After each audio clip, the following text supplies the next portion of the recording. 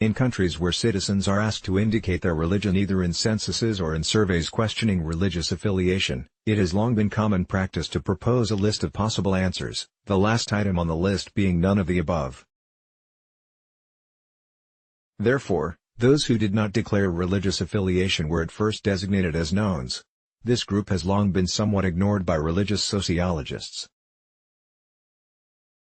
First, because the number of nones was not very high until about the 1970s, but also because these sociologists were primarily interested in beliefs, and because the nones was perceived as a group of people without convictions. Until recently, this group was conceived indirectly, with an understanding pertaining to some kind of lack. It was the group of those who were without religion, who had no beliefs, who were not members of a church. In short, it was thought as the opposite of having a religious affiliation. The term non-religion refers then to everything that is not religious. Two factors have recently led researchers to take a greater interest in these non-religious groups: the increase in the number of people declaring themselves non-religious. More than 23% of people, on average, said they did not belong to a religion in the 2008 European survey, but also the increasing recognition of the diversity of this group. Atheist, agnostic, non-religious, irreligious, religiousness populations by country or area for 2006 as percentage of total population, Densa Communication Institute and Zuckerman. Emil Farrow / Wikimedia Religion, a set of elements indeed. When we look at the religion of individuals, we see that we must take into account a set of elements. Depending on place and time, sociologists have included in this definition personal convictions, worldviews, individual and collective religious practices, involvement in activities related to religion, and what people declare concerning their religion. In more technical terms, beliefs, dogmas, practices and rituals, militancy, self-declaration. While it is true that these different elements are often linked, there are increasing important variations. One can be very practicing without having very strong convictions, one can be very committed without being practicing, etc. Thus, we will meet more and more frequently a person who claims to be Christian but is not baptized, very committed in his/her parish but is not sure of the existence of God, or another person who is convinced that God exists and prays regularly, but does not belong to any religious group. In France, for example, according to a 2010 Ipsos survey, 2% of non-believers say they read the Bible at least once a week. Recently, we also read the manifesto of Hendrik Siklas, an atheist pastor, believing in a God that does not exist.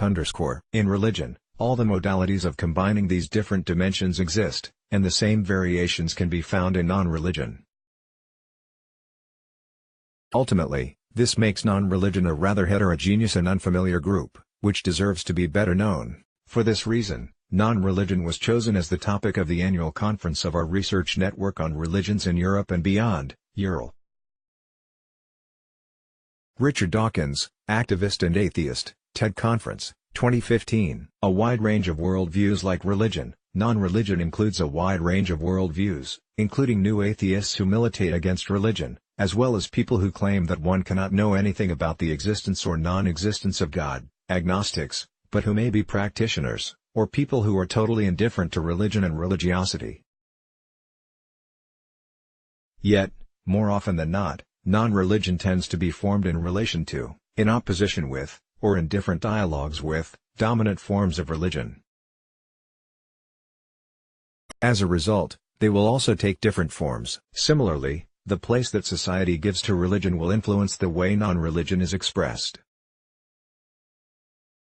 In some countries such as France or Spain, for example, non-religion can be a form of struggle against the domination of a very strong religious group, so it is quite militant, while in other societies, more religiously indifferent, as in the United Kingdom at present, it is almost the default position. A silent majority in many European societies, the non-religious group is becoming a majority, although this majority is often silent, since they are rarely constituted groups, and there are very few collective demands. In 2016, Linda Woodhead stated that in the United Kingdom, no religion is the new religion. This statement is also becoming true in France, a country that ranks fourth in terms of the importance of atheism, with 29% of residents declaring themselves as convinced atheists, and where there was a 21% decrease in the number of people claiming to be religious between 2005 and 2010, according to a 2012 Red Gallup survey. Some researchers also believe that there may be a significant proportion of non-religious people who claim to belong to a historically well-established majority religion, such as the Lutheran Church in Scandinavian countries, or the Catholic Church in France, Spain or Italy. The political scientist Jean Raison du Clousius speaks of the Catholic passengers in France in Qui sont les cathos aujourd'hui? 2014, and the sociologist Jörg Stolz of the distanced Protestants in Switzerland in Religion et Spiritualité à l'ère de Lego, 2015. However, this issue should be studied closely to determine the extent to which belonging can go beyond formal membership in a religious group.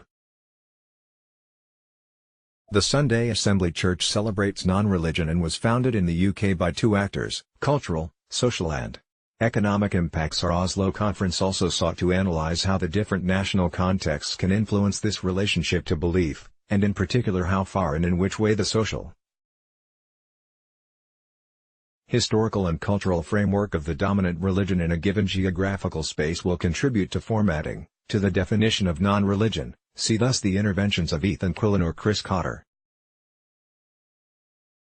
We also studied how non-religion affects the social perception of the religious minority and majority, as explained by Christiana Shinito and Ross Elabadani or Atko Remel. Moreover, what will the social and cultural impact linked to the growing presence of these groups be? How will this manifest itself in different countries? Some, like Jorge Botello Moniz, will question the relationship between non-religion and religion. Is there a dialogue or conflict between the two, and if so, who expresses himself, and on whose behalf? More broadly, how is non-religion represented politically, culturally and socially? See Anne Langshan in particular, what place can it take and, as Nora Langiel points out, what influence can it have? Finally, the existence of non-religion also has legal implications. There are many countries in Europe where religious affiliation is of legal or administrative importance. For example, this membership has an impact on taxes in Germany, and in several countries, religious groups that receive legal recognition benefit from certain financial or legal facilities. How does non-religion fit into these configurations, for example in the case of Scotland as described by Felicity Belton, or Italy decoded by Francesco Alacino? Identify non-religious beliefs. The diversity of the non-religious group, its apparent lack of visibility, makes it all the more difficult for researchers to identify. The question then arises as to how it is studied and taken into account, for example, how the non-religious population is analyzed in censuses, how it is exposed in statistics on religious affiliation, and whether there are any gray areas or unexplored places. This is what Teemu Taira, Tatiana Podolinska and Juri Majo or Sivert Ersted are exploring. In return, the study of non-religion questions how the modalities of religious affiliation are understood and defined. See the work of Sophia Nikitaki or Timothy Stacy. Finally, not believing is not any easier to measure through surveys than believing.